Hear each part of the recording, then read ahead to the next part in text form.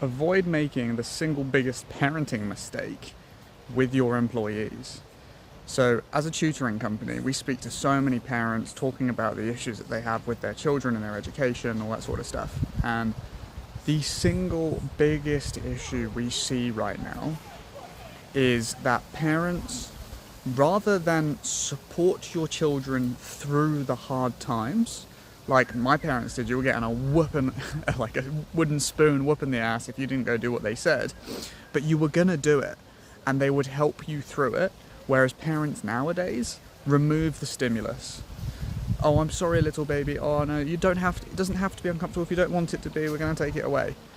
And then what that creates is anxiety. It doesn't create a sense of confidence, of achievement, of the ability to overcome things. It creates learned helplessness. I can't do it. Mummy, take the pain away. Doesn't create very strong people. And I am concerned that the thought process we had today about helping one of our employees or potential employees was leading them down this learned helplessness path. So we're trialing sales guys at the moment. One of them had a good sales call, which was really nice to see. So much right with it. But when it came to actually choosing what topics their child is going to cover, when they're going to do the sessions and all that sort of stuff, kind of hit a few bumps in the road. And rather than putting his hand up and saying, we've got a new system, I'm really struggling with this, let me go and check with my manager so I make sure I've got the right times, and then I will give you a call back and we'll solidify those times, right? But I've got your availability, I'll find ones that work. Rather than doing that, he just said, we're going to have these times available that you want that we don't have. And he could see they didn't exist. That's why he was having a problem.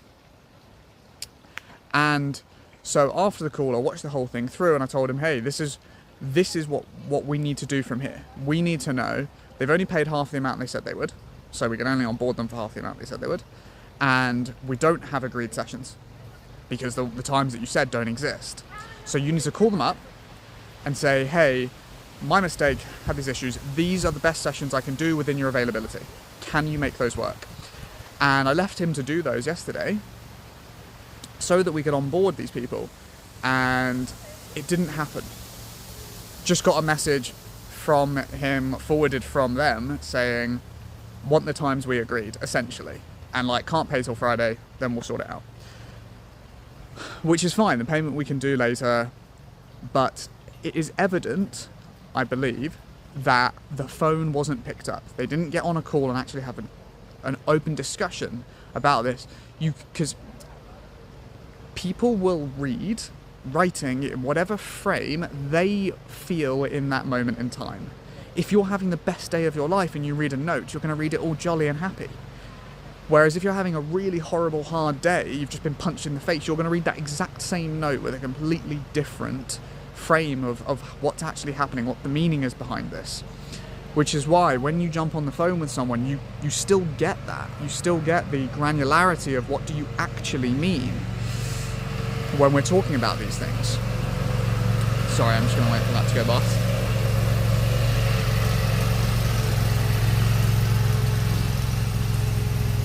And so the dilemma that we had today was, I was speaking with Millie about it, and she was like, well, it's already had a couple back and forwards. It's when this tends to happen, it then is about to, we're going to reach a cliff right now where either, this is the more common one, you do one more mistake, they have a freak out, want a refund, they never come on board.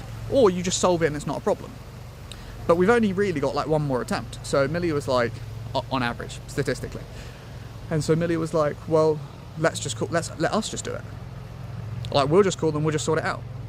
And yes, that will work for this one time. But the reason we're hiring people is not to give ourselves more of a job and then pay them for having done a bad one. We pay people to help the business grow, and they have a responsibility to do their job. And so we need to support them through it rather than remove the stimulus. And that's the approach we need to take here, I think, is to, and I'm going to jump on a call with this guy later and I'm going to say, this is what you need to do. Do you have any misunderstanding here of what I am asking you to do? What actions need to be taken for this to work effectively? And then I'm going to help him do that, and so that the next time he can get it right the first time and not have this whole process, rather than solving the problem for them. And I think that's the better way to teach people to learn. whether that's employees or children. And so that's what we're going to do.